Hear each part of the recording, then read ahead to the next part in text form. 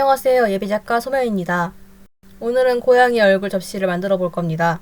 총 4가지 종류의 고양이를 제작했고 그 중에 오늘은 흰색 양이와 회색 양이 제작 영상을 가지고 왔습니다. 고양이의 특성은 뿅 튀어나온 주둥이와 반짝이는 눈 그리고 귀가 매력적이라 생각해 3가지 부분을 살려보았습니다. 그릇들은 조만간 중요한 일에 사용할 예정입니다. 확정기한 다시 올릴 것 같네요. 앞전에도 영상을 찍었지만 이제서야 그릇과 얼굴의 기울기가 맞지 않는 것을 확인하고 지우는 모습입니다. 미리 확인할걸. 다시 힘내서 작업해보는 중입니다.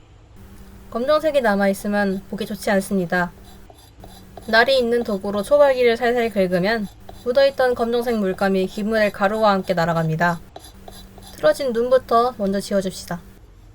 결국 얼굴 전체를 지우게 되겠지만 그건 나중의 일입니다. 꼼꼼하게 지우고 밑그림부터 차근차근 그려나가는 중입니다. 이번에도 실패하면 전 사람이 아닙니다. 이번엔 조금 더 신중하게 그려주었습니다. 중심점을 먼저 그린 뒤에 십자선을 그려주고 삐뚤어진 입을 지은 뒤에 눈과 코, 입을 순서대로 그려줬습니다.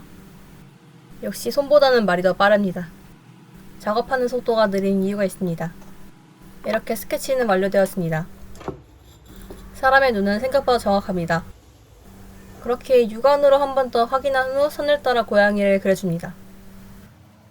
연필선은 남아도 괜찮습니다. 흑연은 1250도를 견디지 못하고 가마에서 타며 살았습니다. 전체적으로 빙글빙글 돌려가며 선을 따줍니다. 손목은 유연하지만 유연성에도 한계가 있기 때문입니다. 선만 있는 그림은 따기 어렵습니다. 시간을 들여 손을 떨림을 호흡하며 잡고 지면에 닿을 때까지도 힘을 조절해야 하기 때문이죠.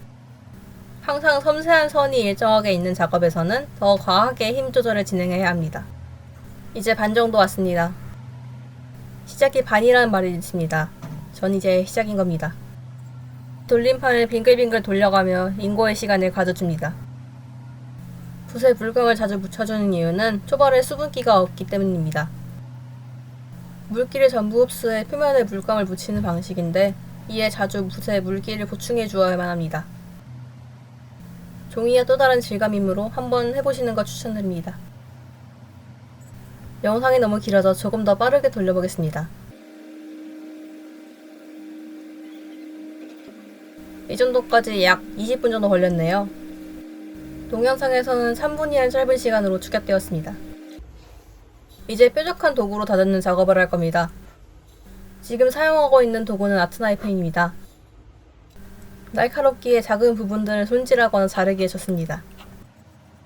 많은 분들이 사용하시는 도구 중에 하나입니다. 도구 중에 스테디셀러나 다름없습니다. 현상과 같이 흰 바탕인 경우에는 검정색이 다른 곳에 보이면 정리가 덜 된 거기에 확실하게 블랙헤드를 없애는 것처럼 하얗게 만들어 줍시다. 전체를 빙글빙글 돌려가며 진행해줍니다. 움직이는 건 기물이지 사람이 아닙니다. 미술 이슈했을 때 들었던 말을 다시 내뱉게 되네요. 감회가 새롭습니다. 물론 떠올리고 싶지는 않았습니다. 추억이란 게 항상 좋은 것은 아니니까요. 과거의 기억은 항상 안고 살아가지만 썩 좋은 것은 아닌 것 같습니다. 오랜 시간이 지나면 괜찮아질 텐데 말이죠. 다시 작업 영상으로 돌아가 볼까요? 눈의 하이라이트와 선의 오돌토돌한 부분을 매끈하게 만들어 주었습니다. 초벌기에 가루를 제거하며 함께 진행해 주어야 합니다. 그렇지 않으면 어디가 지워졌는지 어디가 안 지워졌는지 확인이 불가능합니다. 입으로 바람을 불어 남은 가루를 제거한 뒤 다시 한번 확인해주면 완성입니다. 다음 고양이는 회색 고양이입니다. 털의 색과 무늬가 아름다워 그릇 디자인으로 선정하게 되었습니다. 이번에는 절대 실수하지 않겠다는 마음가짐으로 스케치를 확인 중입니다. 스케치를 확인하는 것도 전번과 비슷한 방식입니다. 중앙정에 맞추어 중심선을 긋고 얼굴의 비례가 맞는지 확인하는 것입니다. 이목구비 생긴 새도 마찬가지입니다. 같은 선상에 있는지 비슷한 크기인지를 확인해줍니다. 살짝 삐져나온 부분은 혹시 몰라 아프터네프로 제거해주었습니다. 스케치가 완료되었다면 놓친 구간이 있는지 확인하고 채색을 시작할 겁니다. 검정과 흰색을 섞어 배색을 시작해줍니다. 회색 고양이니만큼 흰색을 많이 섞어주겠습니다. 처음부터 얼굴 전체에 바를 정도로 물감을 많이 만들어줘야 합니다. 저는 그러지 못해 생각보다 그릇이 아쉽게 나오거든요. 화면과 비교하며 색을 섞어주고 있습니다. 양이 많으니 물감을 섞는데 오래 걸리네요. 물감을 뜰 때는 다른 물감이 묻지 않은 붓이나 평평한 도구를 사용하는 게 좋습니다. 저는 국화를 사용했습니다. 화면 속에는 보이지 않지만 쓸 때마다 닦아주어야 녹이 쓰는 것과 물감이 섞이는 것을 방지할 수 있습니다. 이제 원하는 만큼의 물감 색이 나왔습니다. 칠하기 시작해보겠습니다. 회색 고양이이기에 얼굴 전체를 먼저 칠해줄 겁니다. 이번에도 빙글빙글 돌려가며 칠해주어야 합니다. 일정한 굵기로 나오기도 하고 균일하게 칠할 수 있기 때문이죠. 회색이 생각보다 적은 양이 나와 큰 붓은 사용하지 못했습니다. 이러면 시간도 노동력도 손해라 다음번엔 참고해서 작업 시간을 줄여보았습니다. 작은 붓으로 영혼까지 싹싹 긁어모으고 있네요. 아마 이미 속으로는 체념했을 겁니다. 눈으론 정확하게 부족하구나 라는 걸 깨달았거든요. 포기하지 않고 영혼까지 끌어모으는 모습입니다. 바보야. 되지도 않는 짓을 하고 있네요. 결국 포기하고 한 번 더 물감을 만들어주려는 모습입니다. 살짝 짜증이 난 모습이네요. 다시 반복 노동의 시간입니다. 빠르게 넘어가 볼까요? 이후에 색이 조금 달라서 얼룩덜룩한 회색 고양이가 되어버렸습니다. 테스트용이라 다행입니다.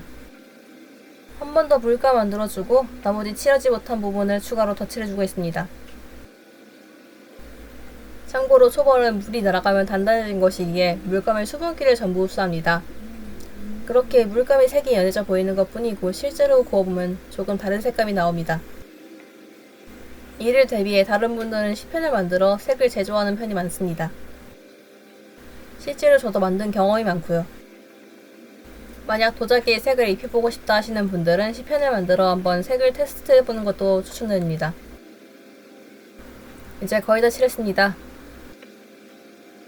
다음은 회색 고양이의 무늬를 만들어줍니다. 무늬도 디자인에 맞게 간결하고 깔끔하게 만들어줬습니다.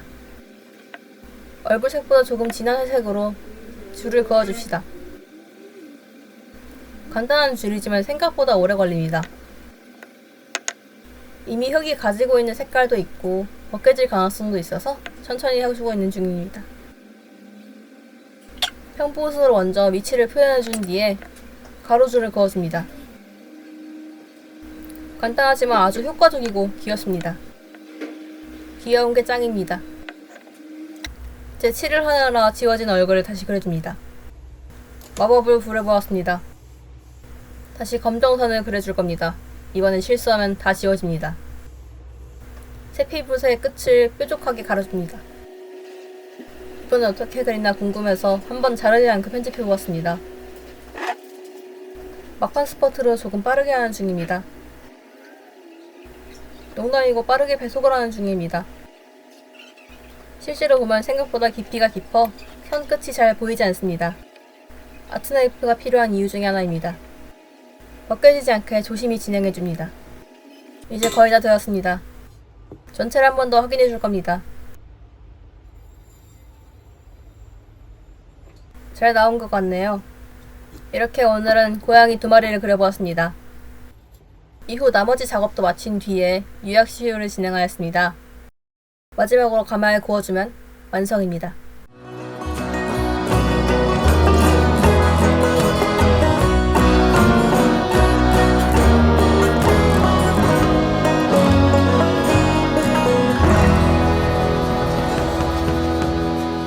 시청해주셔서 감사합니다. 원하는 모양 있으시면 댓글 남겨주세요.